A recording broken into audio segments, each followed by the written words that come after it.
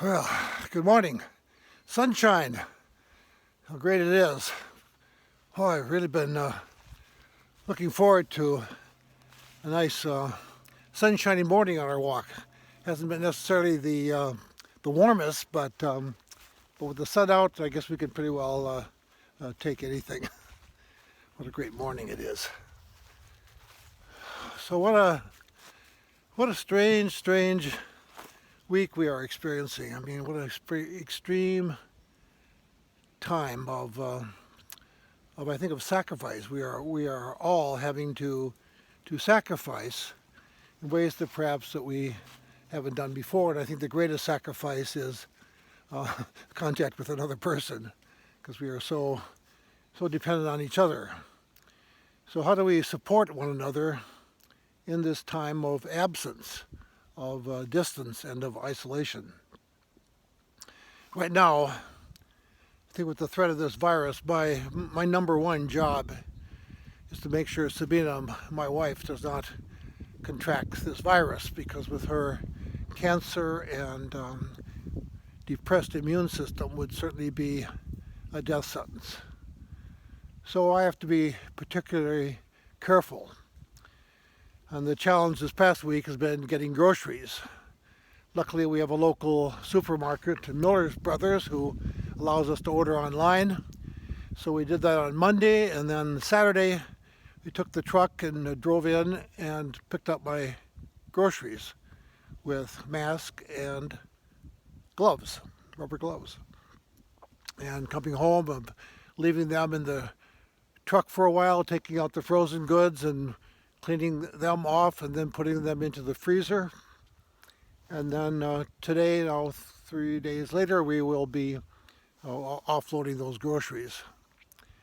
And coming home and taking the clothes that I wore, going into the supermarket off, and washing them was something I hadn't done before. But it wasn't too unfamiliar, because when Sabina came home from her cell transplant 10 years ago, we had to make sure that the environment in which she was coming into was clean. She couldn't have visitors, and so it was sort of a warm-up for that. The only thing I can compare with what's happening today is that we are at war. And we sort of slowly went into a declaration of war, and we didn't quite jump into it with all hands on deck. But the enemy is not another human person, a soldier, sailor, Air Force pilot. It is a tiny microbe. But I think our response to it has got to be just about the same. It's time for all hands on deck. Doesn't mean shoulder to shoulder, but means isolating, supporting industry to make the needed respirators and masks and hospital gowns that we need. I was happy to see today that the Army was jumping in. I mean, that's a place that should know something about mass casualty preparation, and they are. And we are now seeing field hospitals being set up. And we've heard the incredible figure of, well, it looks like we could suffer up to 200,000 casualties, but if we pull together, we can cut that down to 100,000. And that in and of itself is pretty scary numbers. But I am confident that what we have in this country, our values and who we are, we will become an even better country. And we will have learned something very important for the future of our children and grandchildren by going through this effort.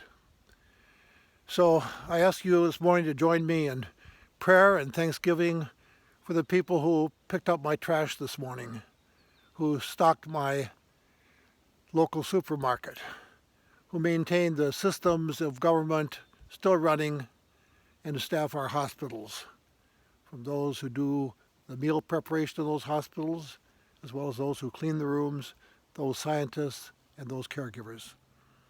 Let us be thankful that in our ranks we have such people. God bless them and bless us as we go forward. Have a great day, and God bless you.